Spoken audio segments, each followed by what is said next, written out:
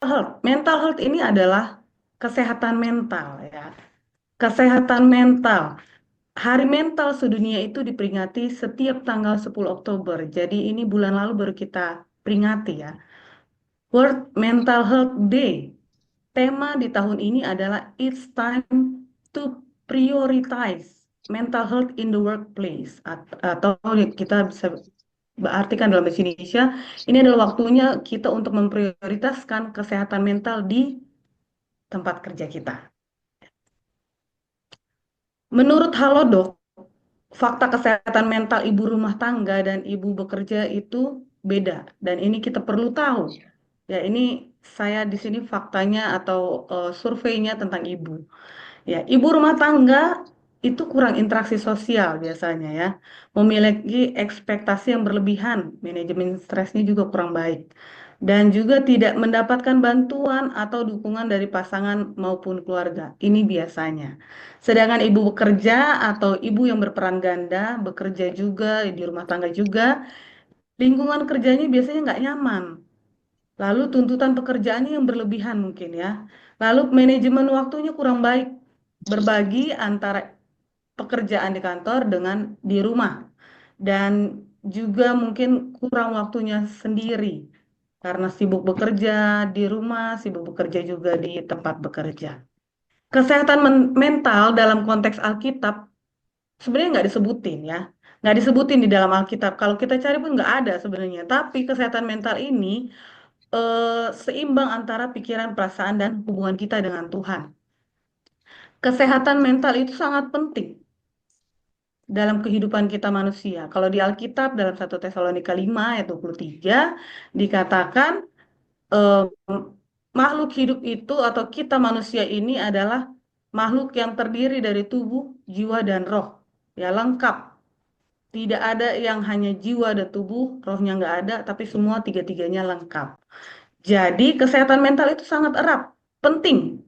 Kaitannya terhadap kesehatan fisik dan spiritual. Jadi kalau fisik kita lemah, kesehatan mental kita pun mungkin menurun. Kalau kerohanian kita menurun, kesehatan mental kita pun pasti menurun.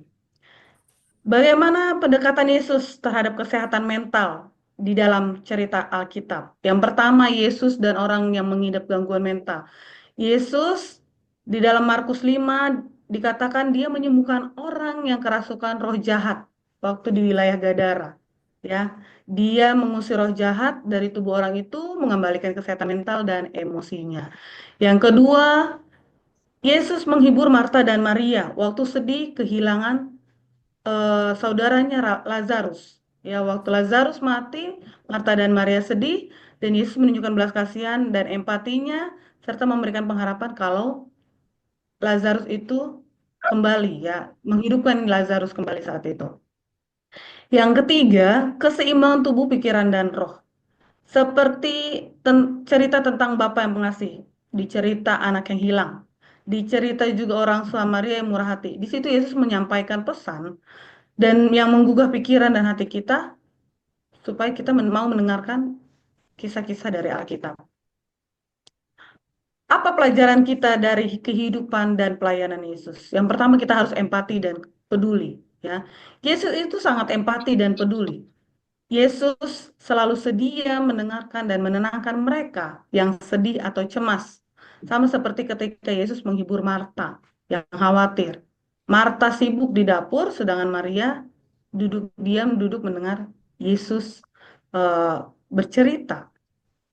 Yang kedua, pemulihan dan harapan. Yesus menyampaikan pesan pemulihan dan harapan kepada mereka yang menderita. Ia menegaskan bahwa ada harapan bagi mereka yang merasa hancur atau putus asa, seperti yang terlihat dalam kisah perempuan yang berdosa yang menangis di kaki Yesus dan mengoleskan minyak di kaki Yesus. Yang terakhir adalah keterlibatan dan dukungan komunitas. Yesus mengajarkan pentingnya keterlibatan dan dukungan komunitas dalam proses penyembuhan dan pemulihan. Contohnya, seperti dalam kisah tentang orang yang lumpuh yang dibawa oleh 4 orang temannya untuk disembuhkan oleh Yesus. Sebagai pengikut Kristus, kita orang-orang Kristen yang katanya pengikut Kristus, tentu kehidupan kita ini perlu mengikuti juga teladan Yesus. Bukan hanya menjadi pengikut Yesus, tidak mengikuti teladannya, tapi harus juga menjadi pengikut Yesus dan mengikuti teladannya. Termasuk juga apa? Termasuk juga sifat kita, tingkah laku, perilaku kita yang bisa kita lakukan kepada orang lain melalui kepedulian kita kepada orang lain yang bisa mengalami isu kesehatan mental itu tadi. Nah, apa sih hal-hal simple, hal-hal praktis yang bisa kita ikuti dari sifat tindakan Yesus di dalam Alkitab? Yang pertama, kita harus menjadi pendengar yang baik. Jangan pengen didengerin aja, jangan cuma pengen didengar ceritanya aja, tapi juga kita harus menjadi pendengar dari orang-orang yang mungkin eh, punya masalah, punya pergumulan. Terkadang kita pengen cerita, tapi orang yang mendengarkan kita lebih banyak bercerita gitu ya. Jadi nggak dapat jalan tengahnya. Jadi baiknya kita lebih dulu mendengarkan orang lain bercerita, mendengarkan perasaan dan pemikirannya. Lalu kita tunjukkanlah empati dan pengertian kita. Yang kedua, menyediakan dukungan emosional dan spiritual. Kita juga harus bisa memberikan dukungan emosional dan spiritual kepada orang tersebut. Jadi hal ini bisa kita lakukan dengan apa? Dengan doa, pelayanan, makanya ada KPA ya. Kalau di sekolah sahabat, makanya sebenarnya harus lebih banyak untuk bersaksi. Nah, bersaksi itu juga cara kita untuk mendengarkan orang yang ingin menceritakan apa sih keluh kesahnya dia sepanjang 1 minggu ini gitu ya. Lalu pelayanan berbagi pengalaman, nasihat yang berasal Alkitab. Pengalaman dan nasihat yang berasal dari Alkitab, bukan menyimpang dari situ. Yang ketiga, membangun komunitas yang peduli. Nah, ini berkaitan dengan dukungan emosional tadi. Ada komunitasnya, dibuat suatu KPA, diberikan pelayanan. Pelayanannya apa? Melalui doa dan berbagi pengalaman, berbagi cerita, melalui diskusi sekolah sahabat, melalui pelayanan di KPA. Komunitas yang peduli akan menciptakan lingkungan yang aman dan mendukung bagi individu yang menghadapi masalah kesehatan mental, sehingga mereka merasa diterima dan didukung dalam proses penyembuhan dan pemulihan. Terkadang kita buat komunitas itu, tapi kita nggak pikirkan apa sih sebenarnya yang penting di dalam komunitas itu. Kadang kita lupa, sebenarnya kita di dalam komunitas itu kita harus lebih menjadi pendengar. Bukan kita terus yang ngomong-ngomong, cerita-cerita-cerita, tapi kita nggak tahu sebenarnya isi hati mereka, keluh kesah mereka itu apa. Ini ada 12 langkah, ya ini hanya garis besar ya. 12 langkah untuk menjaga kesehatan mental. Yang pertama, jangan kita terlalu keras sama diri sendiri. Jangan berusaha untuk menyenangkan semua orang. Kita nggak bisa menyenangkan semua orang. Ya nggak bisa kita menyenangkan semua orang. Kenapa? Karena ketika ekspektasi kita terlalu tinggi, kita pun akan down, kita akan sakit, kita akan merasa rendah diri gitu ya. Yang ketiga, jangan takut mengatakan tidak. Kalau memang itu salah, katakan tidak. Kalau memang itu tidak sesuai jalurnya, katakan tidak. Dan juga jangan takut mengatakan iya. Kalau benar, katakan benar ya. Alkitab bilang begitu. Kalau benar, katakan benar. Salah, katakan salah. Iya, katakan iya. Tidak, katakan tidak. Yang kelima, jika satu hal terasa salah, jangan dilakukan. Jangan karena kita eh, takut, jangan karena kita takut sama bos kita, sama atasan kita ikutin. Padahal itu sebenarnya kita tahu, menurut Alkitab saja itu sudah salah gitu ya. Yang keenam, relakan hal yang tidak bisa kamu kontrol ya. Jangan karena ekspektasi kita terlalu tinggi, akhirnya kita eh, memaksakan diri. Ya udah lepasin aja kalau emang kita rasa kita nggak sanggup, lepaskan. Biarkan eh, kita kalau emang kita yang salah ya sudah. Kalau emang ditegur tegur gitu. Kalau emang kita nggak bisa kontrol itu semua, kalau kita nggak bisa kerjain. Yang ketujuh, jangan berbicara negatif tentang diri sendiri. Kalau kita berbicara negatif tentang diri kita sendiri, bagaimana orang lain akan menilai kita. Jadi baiknya kita berbicara yang positif tentang diri kita, supaya apa? Supaya orang lain pun menilai positif tentang kita. Karena kalau kalau ada pepatah bilang, kalau bukan kita yang menghargai diri kita, siapa yang menghargai kita? Ya, dimulai semua dari diri kita. Yang kedelapan, jangan menyerah akan mimpimu. Mimpi setinggi langit boleh. Ya, kalau saya waktu kecil diajarkan mimpi setinggi-tingginya. Supaya apa? Supaya kalau jatuh, nggak jatuh banget. Nggak terlalu bawah jatuhnya. Yang kesembilan, percaya dengan insting, feelingmu. Kalau feeling kita sudah mulai nggak baik, mulai kita benahi. Ya, mulai kita benahi. Ada apa? Atau kalau misalkan kita punya feeling tentang seseorang, kayaknya nggak nyaman nih saya dengan dia, udah mulai agak jaga jarak, lalu ya menjauhkan bukan berarti membenci ya, mungkin menjauh juga bisa mengobati hati kita supaya kita tidak terluka terus-menerus. Yang ke-10, cintai diri sendiri. Ini sama terkait dengan tadi. Yang pertama, jangan terlalu keras terhadap diri sendiri. Kalau kita terlalu keras terhadap diri sendiri, berarti kita nggak cinta akan diri kita.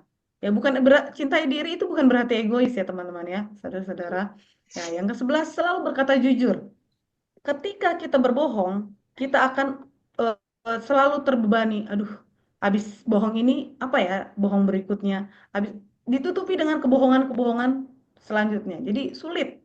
Ya, jadi akhirnya kita tertekan mental, kesehatan mental kita pun menurun. Yang terakhir, jauhkan diri dari negativitas dan drama hidup orang lain. Ya, kalau sekarang anak-anak sekarang bilangnya itu toksik ya. Jauhkan diri kita dari orang-orang yang toksik, yang punya terlalu banyak hidup drama dengan kebohongan-kebohongan supaya apa? Supaya mereka punya banyak teman mungkin ya. Ya, jauhkan diri kita. Kalau kita nggak bisa ikuti gaya mereka, jauhkan diri kita dari. Ini ada kutipan, beberapa kutipan yang saya dapat, yang saya suka. Yang pertama, don't believe everything you think. Ya, jangan percaya apa semua yang kamu pikirkan, ya. Ini untuk orang-orang yang overthinking khususnya. Saya di dalamnya. Saya kadang terlalu terlalu percaya dengan segala sesuatu yang saya pikirkan. Ya. Yang kedua, you are not weak for struggling. Kamu itu nggak lemah ketika kamu berjuang, tapi kamu adalah orang yang kuat. You are strong for facing your battles head on. Tapi kamu adalah orang yang kuat ketika kamu menghadapi ujian itu. You are more than your illness. Kamu adalah lebih daripada kesakitan atau penderitaan yang kamu rasakan. Kita paham bahwa menyayangi diri sendiri bukanlah pekerjaan yang egois ya. Tadi cinta diri sendiri. Menjaga apa yang kita makan dan menjaga suasana hati adalah wujud kasih nyata terhadap diri sendiri. Sekaligus jutaan mikroba di dalam tubuh. Ketika kita marah, ketika kita emosi, ketika kita berpikiran berlebihan, itu merusak atau membunuh jutaan mikroba di dalam tubuh kita. Dan yang terakhir adalah obat tenang tanpa dosis adalah healing. Ya. Healing yang murah adalah berbicara, berdoa dengan Tuhan. Ya, jadi obat tenang tanpa dosis adalah healing. Jadi kalau waktu kemarin seminar di BWA bulan lalu dikatakan inhale, exhale, tarik nafas ya. Supaya apa? Supaya kita tenang. Mungkin kalau olahraga itu yoga ya, yoga mencari ketenangan diri.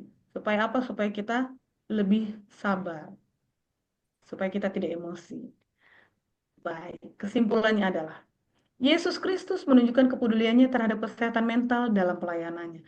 Ia menjadi teladan bagi kita dalam menangani masalah kesehatan mental dengan cara menunjukkan empati, memberikan dukungan, dan membangun komunitas yang peduli. Dengan mengikuti teladan Yesus, kita dapat membantu mereka yang mengalami kesulitan kesehatan mental dan menciptakan komunitas yang lebih sehat dan harmonis. Jadi, Bapak, Ibu, saudara-saudara sekalian, baiklah kita menjadi seperti Yesus yang menunjukkan empati, dengar, mau memberikan eh, nasihat dari Alkitab, supaya apa? Supaya orang-orang yang mendengar, yang kita berikan pelayanan kesehatan mental tersebut, dapat nyaman dan dapat lebih tertarik seperti waktu Yesus melayani murid-muridnya. Mereka tertarik untuk duduk bersama-sama dengan Yesus, mendengarkan Yesus. Awalnya dari mana? Dari kesehatan mental. Pelayanan kesehatan mental. Itulah yang saya sampaikan pada pagi ini. Kiranya kita dapat lebih melayani lagi teman-teman kita di gereja, anggota jemaat, ataupun orang-orang di sekitar kita, tetangga kita, untuk lebih dekat kepada Yesus. Terima kasih. Tuhan memberkati. Amin.